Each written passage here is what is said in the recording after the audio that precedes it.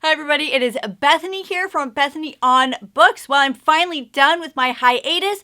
I finally found a book that was worth talking about on my channel because of how atrocious I found it and how much I could not stand it, and I can't wait to talk to you about that. So I'm going to be talking about It Ends With Us. This is by Colleen Hoover, who is ridiculously popular right now. I don't understand it. I'm never going to read another one of her novels, but let's find out why. So in It Ends With Us, it's all about Lily and how she's falling in love with somebody and how she's trying to come to terms with the grip of her past and how her family was abusive and her first love, but she's falling in with somebody new. And at first, you think it's just a romance novel that's really bad, but then it turns into not a romance novel because then her partner becomes abusive and now she doesn't know what to do with this. And then before I carry on, I just want you to know that there are going to be a lot of spoilers in this. So why don't I like this book?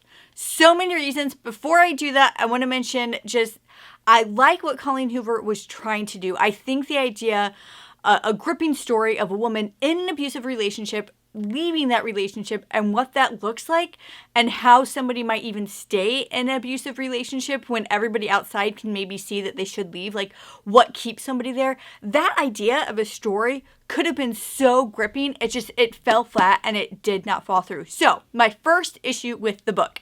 It's written poorly. It's just written so poorly. Colleen Hoover tells us what we're feeling instead of leading us to feel something. She tells us exactly what's happening, what's going on. There's nothing left to the imagination, and she even does that really poorly. It is your job as an author to get the reader to feel something without you telling the reader what to feel. But also, like I said, she doesn't leave any gaps. So I have an example here. So this is over here, so it's chapter 14. Side note, the plot doesn't even start until chapter 14, but we'll go back to that. So chapter 14, she goes, Lily, our character says, I'm cooking you dinner and I'm wearing an apron. Oh yeah, he says, just an apron. And then I hang up. A paragraph later, she goes, not even a paragraph later, just a couple sentences later, she goes, when I said I was just wearing an apron, I meant it. I'm not even wearing panties. You know what? This is going to be crazy to you, but when you said just an apron, I, as the reader, understood that meant just an apron. It meant that if you took the apron off, you were naked. I understood that, but no, you had to spell that out for me, and that is littered everywhere in this book. This book probably could have been a third of the size of what it is because of this everywhere. And then here's another example, just on the brand. You can literally open this, go to the bookstore, grab this book, open up any page, and you're going to see exactly what I'm telling you. So on the same page, because it's everywhere in the book, we have, this is one paragraph, right? These are the first two words right next to each other in a sentence. So this sentence starts with, I can. The next sentence is, I might. The next sentence is, I grab. The next sentence is, I squeal. The next sentence is, I spin. Oh my gosh, did you catch that? Did you catch how many sentences start with I? He. Oh my gosh. So the writing is just terrible in this book. Absolutely terrible. So now that we've covered the writing, let's go into the subject and what this book is actually about. So it begins with this book, and Lily's dad had just died. Lily is, I can't remember, 22 or 23, and her dad had just died, and she's just coming back from his funeral, and she's so proud of herself because she was supposed to say something about her dad's funeral, but he was just such an awful man that she didn't say anything. And right from the get-go, I was like, this is a horrible book, because no 22, 23-year-old is thinking that their parent is a horrible person. They might be thinking their parent is a horrible person, but there is a part of you that is not feeling relief over that death, even if they're a horrible person and you don't have a good relationship.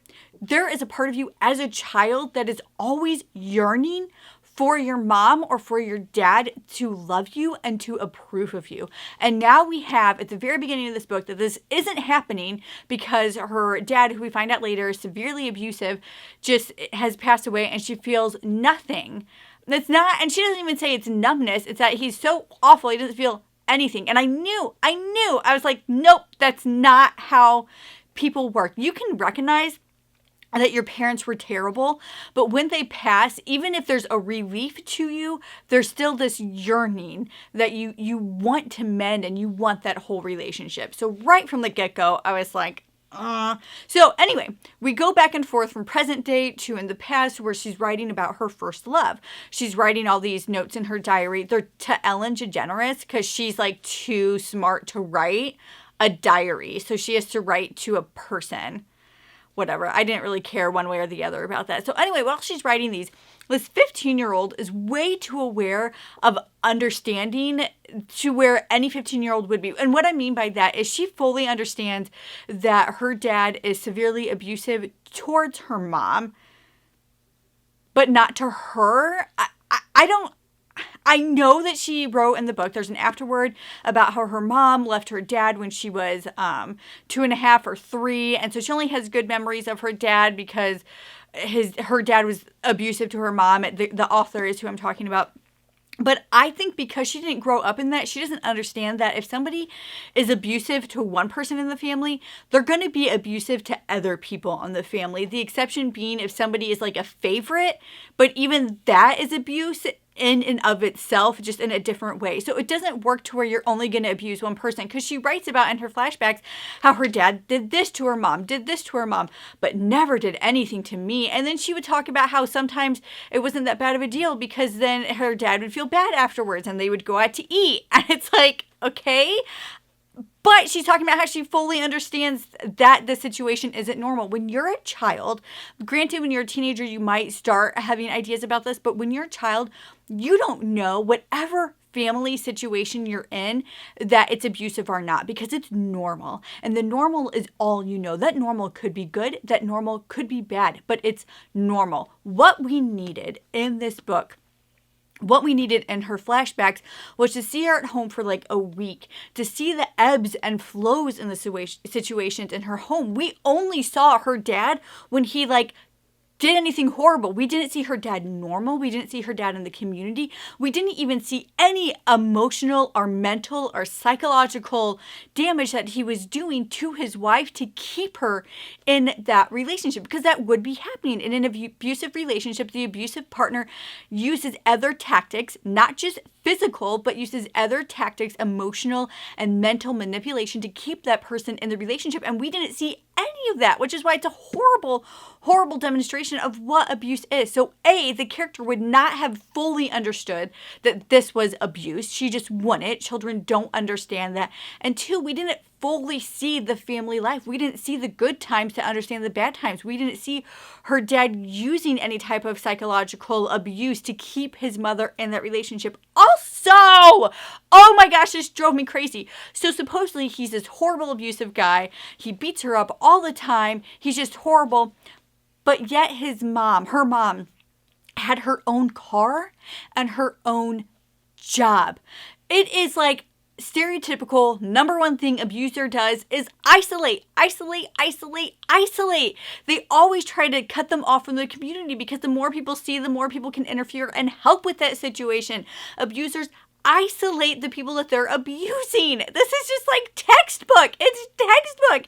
Everybody knows that. So the fact that her mom had her own car, and her own job, it was just a horrible demonstration. Okay, so let's fast forward into the other parts of the book that were horrible. So this guy that she's falling in love with is supposed to be like this perfect guy, and he's wonderful. But then when he drinks for the first time, he hits her, and like she's having all these, I said I would never be like somebody like this that was with my dad. Okay, whatever. I get it. That's a thing. But then afterwards, we don't see any type of, we might see a little bit of love bombing, but it's not that great. Love bombing, for those of you who may not be aware, is when an abuser goes way too much. So let's say somebody hits you, and then all of a sudden the next day they buy you flowers and they take you out to a movie and they tell you how great you are. Like, they're love bombing you. It's too much. It's overemphasizing. It's overdoing, overcompensating for the hatred that they just show towards you. There might have been a little bit of love bombing, but besides that, there was nothing else. He was just all of a sudden abusive. That's not how it works. If they had been together, there would be things, and this is where Colleen Hoover fails as an author, there would have been things littered in there. There would have been like controlling things, or there would have been little tidbits or things that he would say that would make her doubt herself. And it never happened. So the fact that this just all of a sudden, bam, he hits her, it doesn't make any sense to the character, and it doesn't make any sense to the plot. There was no rhyme or reason. And talk about the plot. Oh my gosh, how stupid is that? She just opens up, she hates that her name is like Lily, and then she opens up a flower shop. Like, come on. Oh my gosh, be better than that. Not only that, so that she opens up this flower shop, and then some random person walks in who just randomly wants a job because, you know, she's super rich. So all of a sudden our main lead actress, our main character, just gets this random BFF who's like super rich, so rich that she doesn't have to work, and like gets all this stuff because of it. Oh my gosh, are you serious? There's nothing about that was believable. And the fact that she's running her own business, like, that would have been a great way. Like, so she's running her own business from ground up. This woman, Lily, would be working probably, I don't know, 60 to 80 hours a week where she's running her own business, and potentially even more in the beginning stages of that. That is your life. And that would have been a great opportunity to show jealousy towards this partner who is supposedly abusive. Like, that is built into the story, that she's running her own business and she's dedicating her time to this business, which wasn't shown in the book. But that would have been a great way to show this jealousy and this controlling aspect. Did the author take that? No, the author didn't take that. Another thing that's horrible about this plot. So you have this guy who doesn't make any sense when he's abusive because it doesn't line up with the character that you've designed for him. You have this best friend who just so happens to be to be the guy's sister. This best friend who's like a millionaire. There is also a point in this book where she is 3 months pregnant and didn't know. Oh my gosh. As a woman who has been pregnant before, you would know after 3 months. It's a horrible plot device. It's so stupid. Like, you just had no idea that you were pregnant. I understand if you're irregular, 6-8 weeks, maybe you had a medical condition, but if the character had a medical condition, it would be mentioned in the book, so she doesn't, and she's just randomly pregnant. What? She would not just randomly be pregnant. Oh my gosh. It was so stupid. So stupid. I've been telling everybody I work with, everybody I know, avoid Colleen Hoover. Just avoid these books. I understand that she was trying to do this thing about abuse and leaving that, but it fell flat. Lastly, my last biggest complaint with this is if a woman is in a situation like this, she oftentimes doesn't have a support system. But in this book, you have the best friend who's saying, yes, you need to leave. I understand that he's my brother, but you have to leave him.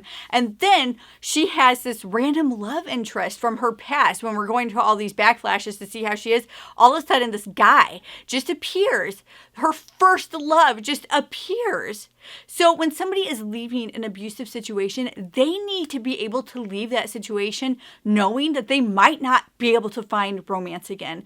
That's one of the things that an abuser will use. Nobody will love you again. Nobody's going to like you the way I do. Nobody's going to put up with you the way that I am. And then people start to believe that. So the fact that this character had some random side guy that she could fall back on, granted the relationship didn't start in this book, but there's a second book, and guess what it's about? Those two coming together. Ugh! You needed to show a story. We needed to see a story about a woman who was able to leave an abusive partner without that support system, without a guy that she could fall back onto, without knowing that she could be loved and valued by another person. She needed to be able to leave solely because that person was abusing her and for no other reasons. So the fact that our main character, the fact that Lily even had a backup guy, not that it was mentioned that way in the book, but obviously that's how it's portrayed, that there is this guy that truly loves her. In a lot of situations in real life, that's not the case, and women still need to leave. So do not give us a story trying to give us this woman who was strong enough to leave, but then have a guy ready there for her. No. She needed to be strong enough to leave, knowing that could be it. Oh my gosh. My hatred for this book is what brought me back to my channel. So if you enjoy these videos, you can actually thank Colleen Hoover for that. More videos to come. I'm excited to be back. I'm excited to do this again. If you've read any of her books, let me know in the comments below why. I'm really curious. I don't get it. I want to understand why she is so popular, or I'm just going to continue to warn people against her. Well, until next time, don't forget to subscribe, and I will see you later. Bye.